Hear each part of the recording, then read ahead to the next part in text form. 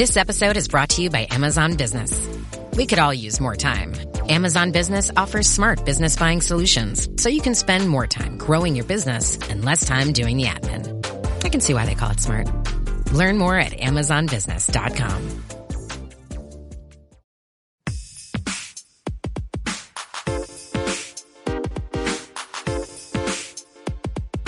Welcome to From Dorms to Desks, job hunting tips for those early in their careers. A podcast brought to you by College Recruiter job search site, which believes that every student and recent grad deserves a great career, and hosted by Work Defined.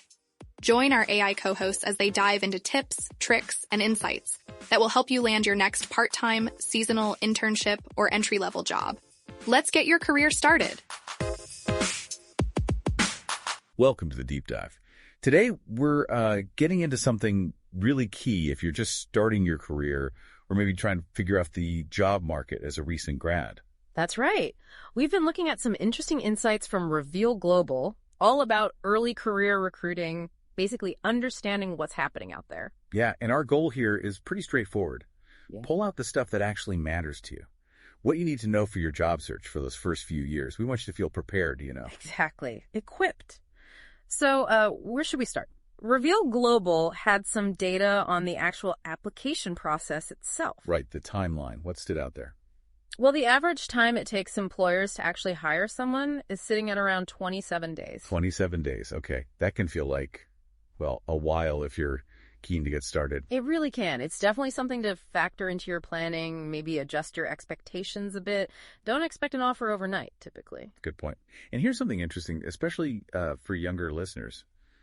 Mobile applications, how big are they? They're significant. Reveal Global found about 29% of millennials are using their phones to apply. Okay, almost a third. But for Gen Z, it jumps way up. We're talking 46%, nearly half. Wow, that's huge. It is. And it's not just like a nice-to-have feature for them. It's becoming an expectation. The data showed 54% of Gen Z said they just won't finish an application if the tech feels old or clunky. Over half. So they'll just abandon it. Seems like it. If it's a pain to use, especially on mobile, they might just move on. So the takeaway for you listening is maybe prioritize companies that clearly have a smooth, modern, mobile-friendly application process. I think that's fair. It could even be, a bit of a signal about the company itself. Are they keeping up? Are they thinking about the candidate experience? Right. If applying is a nightmare on your phone, what else might be outdated? It's a valid question. Definitely something to consider. Yeah. And it also means companies lagging behind on mobile might be losing out on a lot of good candidates. Makes sense. Okay, so if you're navigating this, where should you actually look for jobs? What sources are people trusting? Reveal Global asked Gen Z exactly that. What sources do they trust most? And the results? Top of the list, referrals. 62% trust rate there. Okay. Personal connections, still powerful. Absolutely. Then came job boards, still strong at 56%. Interesting. So places like College Recruiter, Indeed, LinkedIn. Exactly. Followed closely by company websites and university career centers, both tied at 55%. Right. Going direct to the source or using campus resources. And rounding out the top 5 were hiring events at 51%. So career fairs, virtual events, that sort of thing. That's quite a mix, isn't it? You've got the personal touch with referrals, the broad reach of job boards, direct info from companies, institutional support from career centers. It really shows they're using multiple channels, doing their research. It's not just one single source. So for you listening, the advice seems to be, don't put all your eggs in one basket. Definitely. Tap into your network for those referrals. Keep an eye on the major job boards. Check company career pages directly for places you're interested in. And don't forget your university career center. Even if you've graduated, alumni often still have access. Use those resources. Solid advice. Now, this kind of leads into another really crucial point from the research. The type of job you land first. Does it matter if it aligns with what you studied? The right fit question. What did the data say? It said, well, it seems to matter quite a bit, actually. They found that 87% of people whose first job was a good match for their education were still appropriately employed 5 years down the line. 87%, that's high. And what about longer term? Even more striking. 10 years later, 91% of that same group were still appropriately employed. Wow. Okay, those numbers definitely make you think. It suggests that first step really can set a trajectory. It really seems to. When that initial role lets you use your skills, apply what you learn, it builds a stronger foundation for, sustained success. And appropriately employed here, that likely means what? In a role that uses their skills, matches their level, maybe shows progression. Exactly. It's not just having a job, but having one that feels like a good fit professionally, leveraging their background. Hi, I'm Stephen Rothberg. And I'm Jeanette Leeds. And together, we're the co-hosts of the High Volume Hiring Podcast. Are you involved in hiring dozens or even hundreds of employees a year? If so, you know that the typical sourcing tools, tactics, and strategies, they just don't scale. Yeah. Our bi-weekly podcast features news, tips, case studies, and interviews with the world's leading experts about the good, the bad, and the ugly when it comes to high-volume hiring. Make sure to subscribe today. So while sometimes the pressure is just to get any job offer after graduation, right, this data suggests being a bit more strategic, really focusing on roles that connect to your studies and skills, could have major long-term payoff. It certainly makes a strong case for it. Aiming for alignment seems like a good investment in your future career. Okay, let's shift gears slightly. Money, salary expectations, always a big topic. What are new grads expecting? Yeah, Reveal Global looked at millennial graduates specifically for this one. In their first year, 41% expect to be making somewhere in the $60,000 to $85,000 range.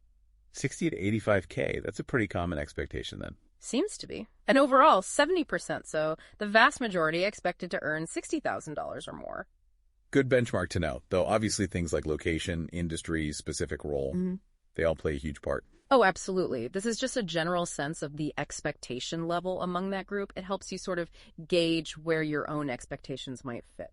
And what about how long people plan to stay in these early jobs? Are we seeing the old job for life idea fade?